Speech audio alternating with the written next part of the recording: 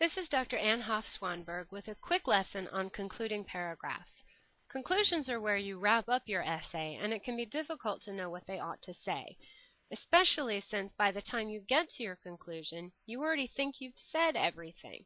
So knowing how to develop a full and complete concluding paragraph can be a challenge. The slides below are going to show you some tricks and a way of understanding concluding paragraphs that'll help you develop a nice, complete concluding paragraph every time. Conclusions answer the basic question, why is my point important?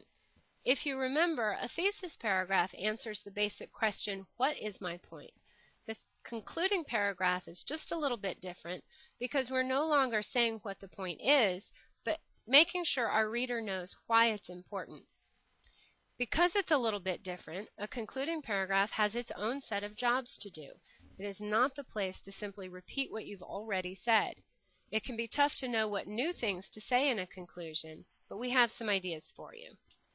Remember, a concluding paragraph still needs to be a fully developed paragraph with 7 to 10 strong sentences in it. It should not simply repeat the same thing as your introductory paragraph.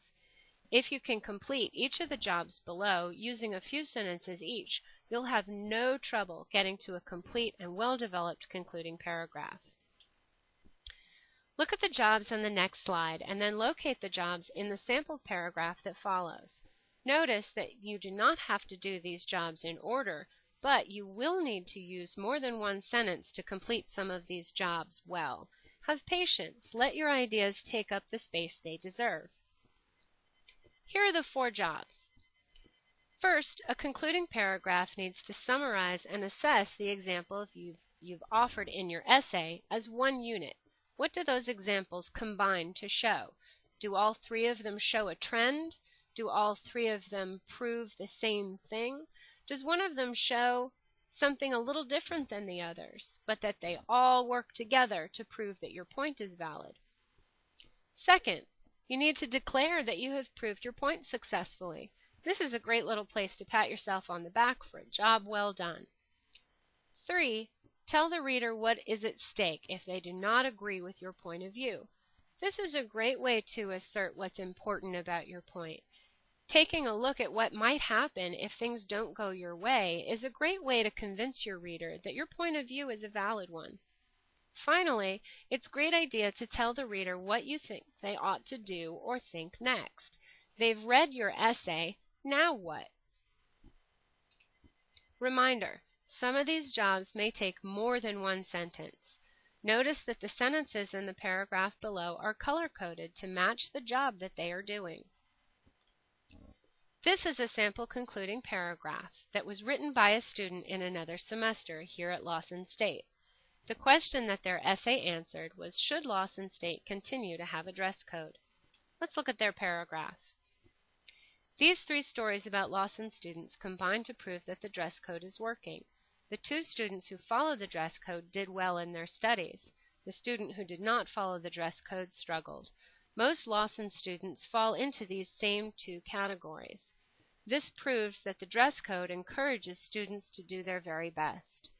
If Lawson got rid of its dress code, students would not be practicing dressing like young professionals. Their pride would be less, and they would go into the work world not knowing what is expected of them. The next time you see him, tell Dr. Crawford that the dress code is working. In fact, thank him for helping Lawson students take pride in their appearance. Let's take a quick moment to break down what's going on in this paragraph. You can see that we have 1, 2, 3, 4 sentences assessing what our examples proved. Then we have a sentence that congratulates us for proving our point successfully. Then we have 1, 2 sentences that tell our reader what's at stake if they don't agree with us. And we have 2 sentences telling our reader what we'd like them to do next.